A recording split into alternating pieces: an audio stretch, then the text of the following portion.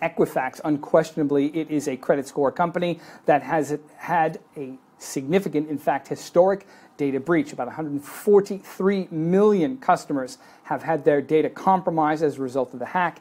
It took place in May and June of this year, and it looks like it could be the largest in U.S. history. It's an astonishing story on a number of levels. The first is the fact that whilst this hack took place in May and June and into early July, and the company discovered it on the 29th of July, they're only making this broad public statement as of last night. The shares tumbled about 14% in pre-market trading, and they're still stuck down there, probably going to open at around $121 a share compared to the $142 close that we saw at the end of trading yesterday. So the delay in making the public statement from the discovery is troubling indeed.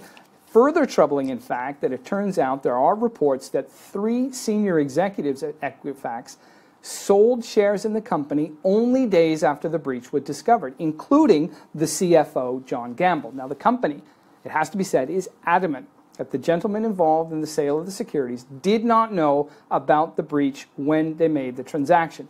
But it nonetheless is going to raise questions about the delay in letting people know and who knew what and when indeed they knew it. The Federal Bureau of Investigation is tracking all of these developments, probably more with respect to what is going to happen with the customers whose data has been compromised, more so than what's happening inside Equifax. But nonetheless, this is a PR disaster for an industry that's been under a lot of pressure about the strength and probity of its of the safety measures it has in place to make sure that customer data is kept secure, because we know the sensitivity of it and we know the damage it can bring to people on an individual basis and indeed on an economic basis.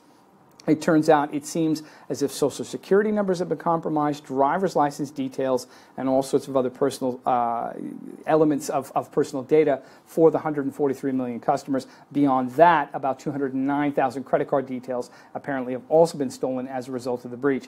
We saw shares of credit score companies here in the United Kingdom trade significantly lower as a result, and as I say, Equifax is likely to open about 14 or 15% to the downside. And once these details start to leak into the public eye and into the marketplace, especially given the fact that the market broadly is looking a little bit weaker, you can imagine that number may get more significant as the day commences.